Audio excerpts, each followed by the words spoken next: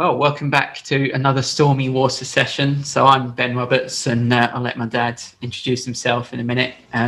Just wanted to sort of, by way of introducing myself, just share something that I thought was apt in C.S. Lewis' book, Mere Christianity, that I read a bit of yesterday, where he described himself, and I think he was doing himself a massive disservice here, and this isn't by way of any comparison to him, but just in the sort of format.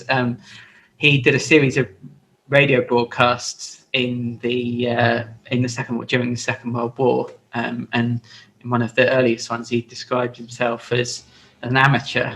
But he said that was a good thing, because he was the sort of asking, because he was an amateur in his eyes, he was asking the questions that the listeners would be asking too. So I just thought I'd share that by way of introduction to myself, and I'll hand over to my dad and he can introduce himself. I'm Dave Roberts, and I live in Eastbourne, in the south of England. I'm a writer, I'm a local church pastor, and I'm a curious person, which is why this format of examining, you might say, in the words of John Stott, reading the Bible and the newspaper alongside each other, appeals to me, and why we're doing it.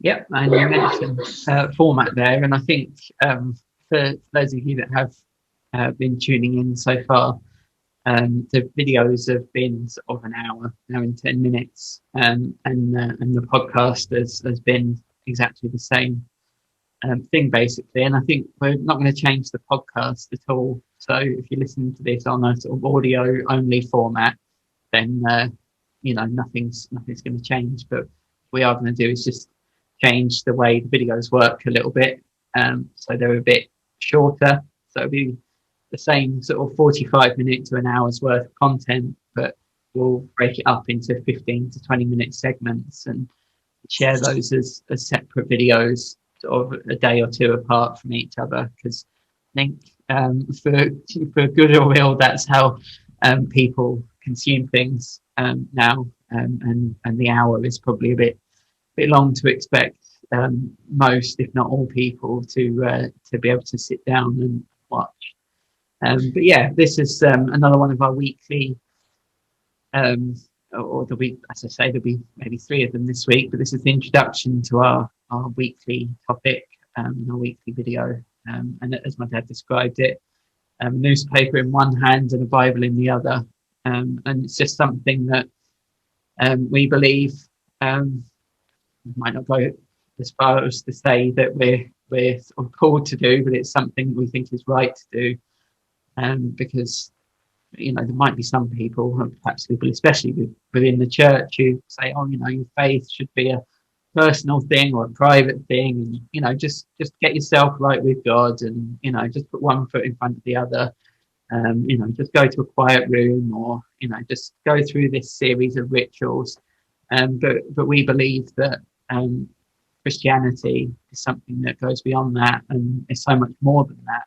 And we should speak passionately and constructively into the world, which doesn't mean, for us anyway, that we want to try and legislate until everything is exactly how we might like it. In fact, we probably argue the opposite of that, because we think we both say that we believed in some form of what the theologian Greg Boyd calls power under, sort of a transformation from below, if you like, from our own hearts and minds.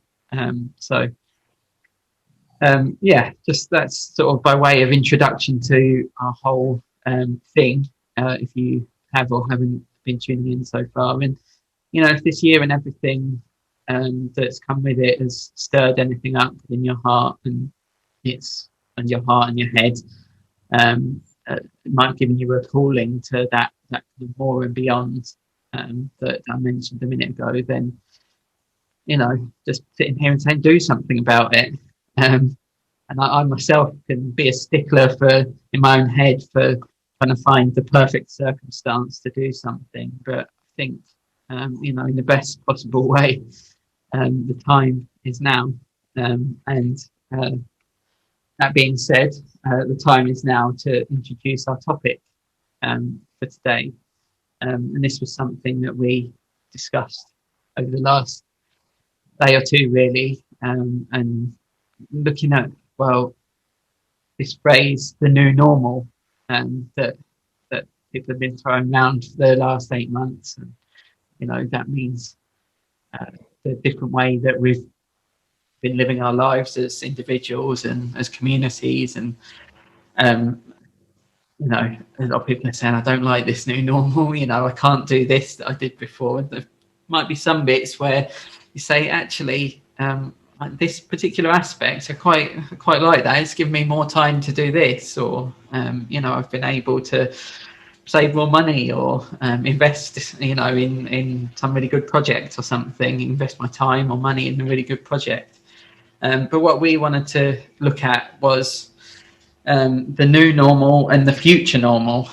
So we're not going to be living like this forever.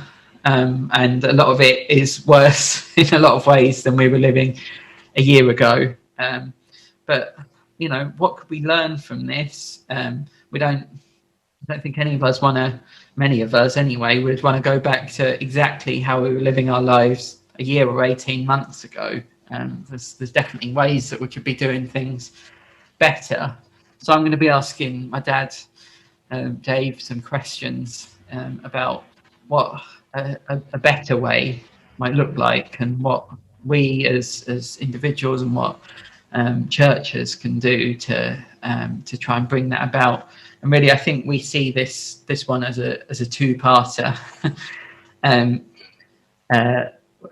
Just very quickly to say that the reason we see it as a two-parter is we don't think that we can sort of build a completely fulfilled heaven on earth. So we're not saying this is what the kingdom of heaven is, but we're saying at the same time, we don't think that we should just abandon the world and just let it fall to complete rot and ruin. So with all that being said, we're going to try and sort of break this into 3 parts, as I said. And the first part, I think I'll hand over to you. I think you might be going to talk a little bit about loneliness and fear. Yep. I think one of the key things when we're looking to the future and trying to unpack this phrase, the new normal, is, as Ben's pointed out, that sometimes people have quite an optimistic view, maybe things will be better, and other people have a pessimistic view. Oh dear, this is not how I thought society might go. As we approach these things, it's easy to say, oh, we need to do X, we need to do Y, we need to Z. And sometimes it's better if we step back and say, okay, what are the big presenting issues to do with this?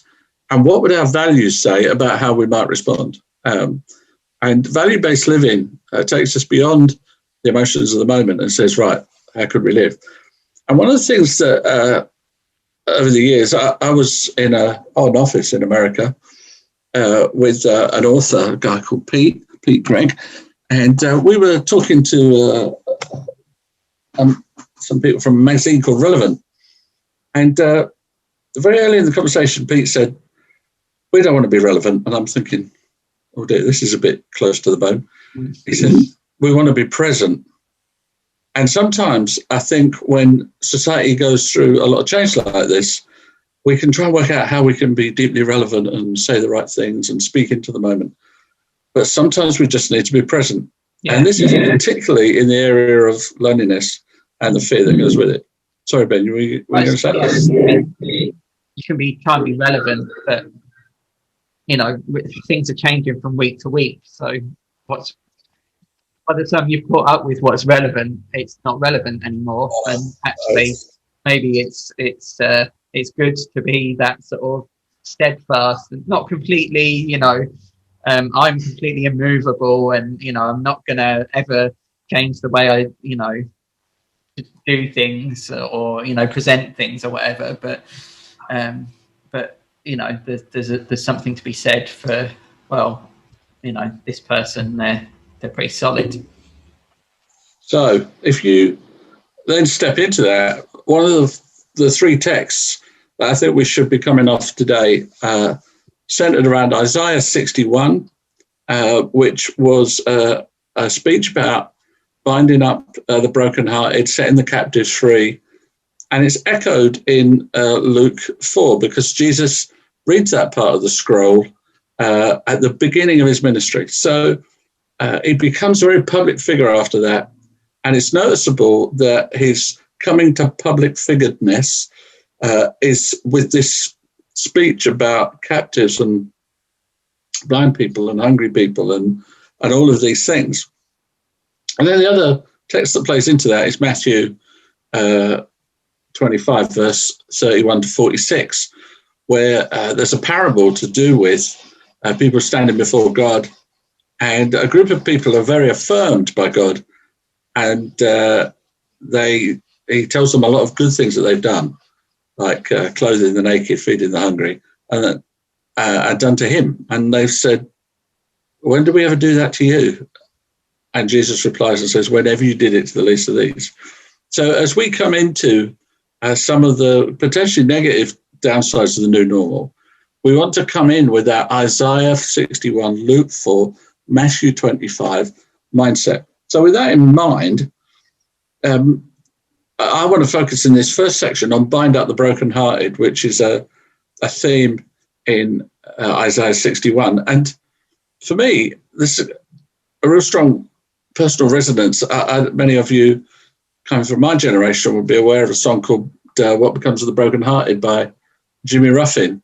And there's some other great versions out there. And I was listening to it one day and I thought to myself, actually, what does become of the brokenhearted? There's more to it than what this song is painting, although it's a very poignant picture in the song. And so I've been investigating ever since. So one of the things you begin to discover is that the coronavirus is unleashing a great wave of loneliness. People who were voluntarily lonely and now don't have any choice in the matter. They are often even more isolated than they were. Some people who weren't isolated, but particularly over a certain age, having to stay shielded and stay indoors, are suddenly finding that their social life has shriveled and evaporated. And when any big thing like this happens in the world, there's a degree of anxiety and fear that sweeps around a population. So there's going to be an aftermath. They're saying that there's 1 in 5 people who've had the coronavirus suffering some kind of a mental health ill effect. Some people who are on the long COVID, where it doesn't go away after 2 or 3 weeks, but rumbles on through their lives for months, will have significant physical, mental, emotional kickback as a result of it's interesting. Well, it's talked about in some people, it might even be reducing their IQ. Yes, by about 10%. Yeah, I mean, there's a whole, thing about IQ and how sort of valid and, whether that, how meaningful that is basically. But yeah, it was an interesting. Yeah, I think, some of what happens to people is their emotional interface with this thing. But some of it's physiological. The coronavirus is actually doing something at a cellular level, which is not healthy. And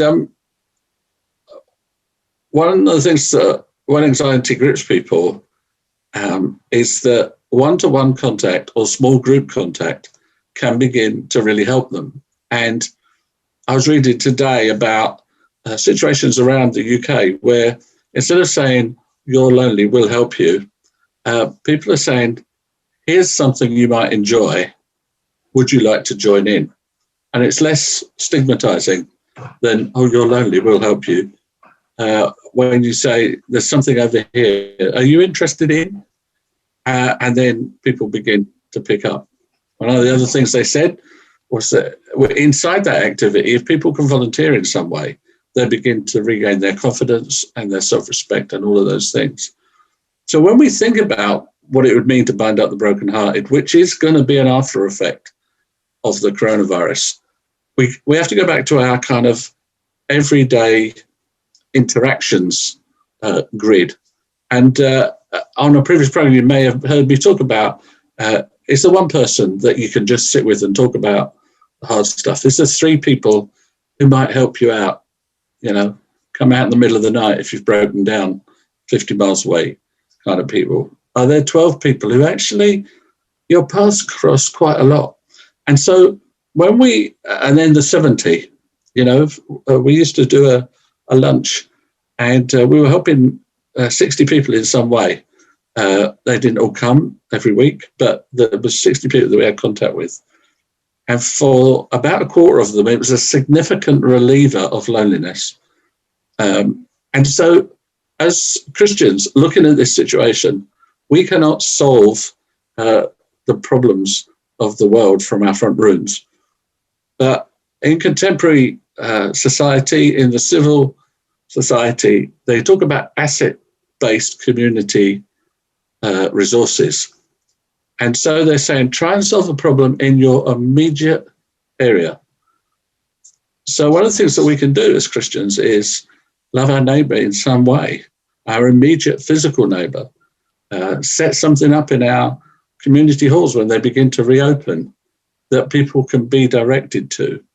And people will take advantage of things that are easy to access, possibly even within walking distance. And I think, you know, people might think, oh, I should have done, you know, why didn't I think of that before? But this is giving people pause to think about these things.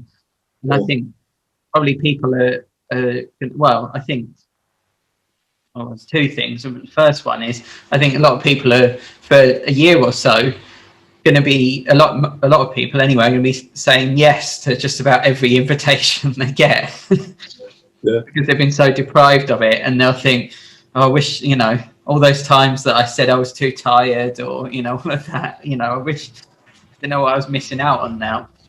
So there might be a keenness for people to think, yeah, you know, I do want to say yes to invitations, as well as from the person doing the inviting, saying, you know, this whole thing has really given me an insight into, you know, a whole swathes of life that I didn't have any sort of perspective on before.